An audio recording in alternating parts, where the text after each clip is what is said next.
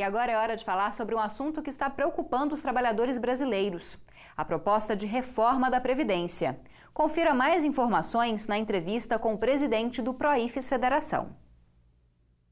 Nós estamos aqui com o professor Eduardo Rolim, que é presidente do Proifes Federação e também professor da Universidade Federal do Rio Grande do Sul, e ele vai falar sobre a Previdência Social e a possível reforma. Olá, professor, obrigado pela presença. É sempre um prazer, estamos à disposição para conversar sobre o tema.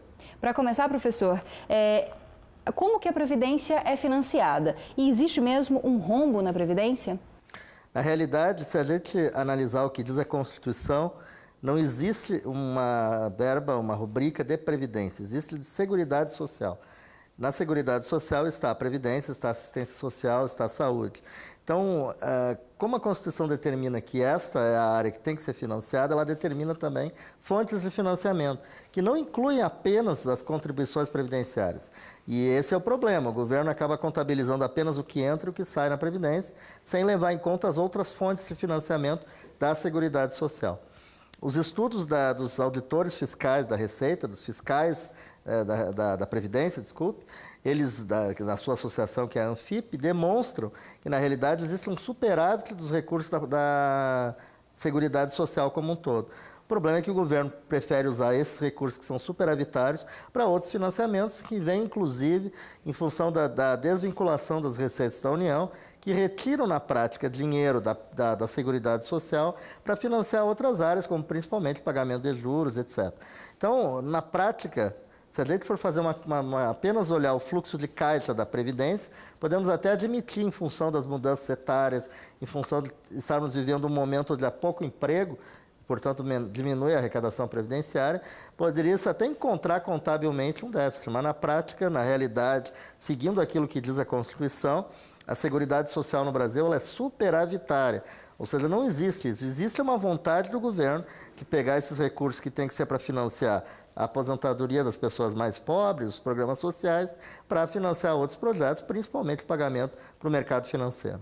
Em relação a essa proposta de reforma da Previdência, o que ela prevê em relação ao trabalhador? É uma reforma muito perversa, porque, em primeiro lugar, ela muda as regras do jogo para quem já está no mercado de trabalho há muito tempo, inclusive.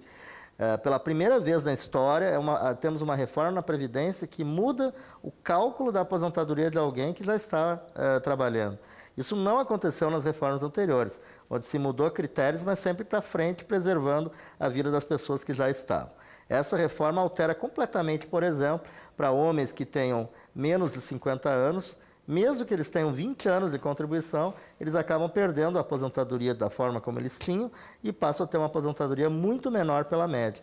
Pessoas que, inclusive, não têm nem como se preparar para isso, na medida que já têm uma idade mais avançada. Essa reforma prejudica fundamentalmente aquelas pessoas que são mais vulneráveis. É isso que a gente gosta sempre de salientar. E é importante que a sociedade se dê conta disso. Ela prejudica as mulheres ao fazer com que a aposentadoria dos homens e das mulheres se dê na mesma idade. Então, por exemplo, uma professora do ensino básico, aquela que todos nós tivemos quando estávamos na escola, ela terá que trabalhar 15 anos a mais. O seu tempo de contribuição até não muda, mas a idade muda 15 anos a mais, fazendo com que uma professora tenha que trabalhar com 65 anos, cuidando de meninos, 20, 30 meninos, numa escola primária, o que é algo absolutamente inaceitável. Da mesma forma, os professores de ensino básico, em geral, perdem a aposentadoria especial, que eles dão o direito de se aposentar 5 anos antes. E nós achamos que isso é justo, porque aqueles que trabalham com as crianças menores, na educação infantil, na educação fundamental, têm um desgaste que é muito superior aos demais. Há uma mudança muito radical nas pensões, que os servidores e trabalhadores vão deixar para os seus dependentes. E a gente não pode pensar que pensão é privilégio, não é.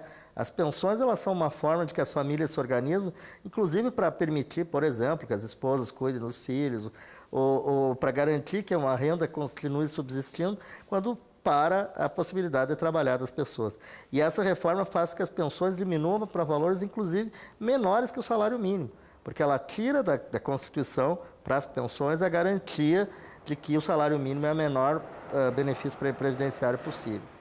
Bom, professor, e em relação aos trabalhadores concursados, a aposentadoria deles também vai ser alterada por essa reforma? é alterar a aposentadoria de todos, porque na realidade a ideia do governo é jogar todos numa regra única, o que em si até não é ruim.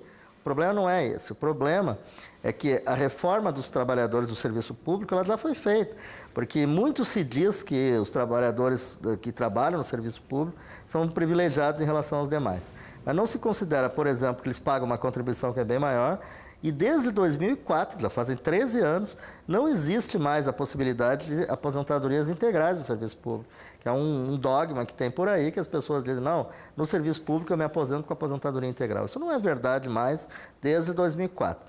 E todos aqueles que ingressaram depois de 2013, ou seja, 4 anos lá, esses têm o teto do regime geral, o teto do INSS, igualzinho como tem na iniciativa privada. O cálculo da média é feito da mesma forma que para a iniciativa privada. Então, não existe, na realidade, hoje, na prática, grandes diferenças entre os dois regimes. E o que faz a reforma? Ela pega todos aqueles que tinham aposentadorias anteriores e ignora, como eu já tinha falado antes, o fato das pessoas já contribuírem há muitos anos e traz para eles, se eles tiverem, por exemplo, menos de 50 anos, como no caso de homens, ou menos de 45 no caso de mulheres, jogam eles por uma regra geral onde o salário deles vai diminuir praticamente pela metade. E mesmo aqueles que são mais idosos, vamos dizer assim, né, 50 anos, para eles é criado um pedágio que para muitos, inclusive, vai fazer com que eles não consigam, aos 75 anos, que é o prazo máximo para estar no serviço público, cumprir todos os requisitos da aposentadoria, o que vai fazer com que lá com 75 a sua aposentadoria, de repente, seja muito menor do que aquela que ele já estava projetando. Então, a reforma atinge a todos, trabalhadores da iniciativa privada, trabalhadores do serviço público, com o mesmo grau de perversidade, eu diria, inclusive. Professor, para finalizar, bem rapidamente, como que está havendo a movimentação de sindicatos para que essa reforma não passe? Eu acho que é preciso, e é importante essa entrevista que nós estamos dando aqui, que a sociedade como um todo se convença de que essa reforma não vai fazer bem para ninguém. Não vai fazer bem para os servidores, porque vai lhes tirar direitos que eles têm até pelo concurso que fizeram. Não vai fazer bem para os trabalhadores em geral, porque vai lhes tirar a possibilidade, inclusive, de se aposentar. 70% dos aposentados, 70% dos trabalhadores rurais não conseguirão se aposentar. Ou seja, na prática, todos os brasileiros mais pobres, aqueles que dependem do trabalho para sobreviver, serão extremamente prejudicados. Isso é péssimo, inclusive, para a atividade econômica do país. Então, é preciso que todos se mobilizem.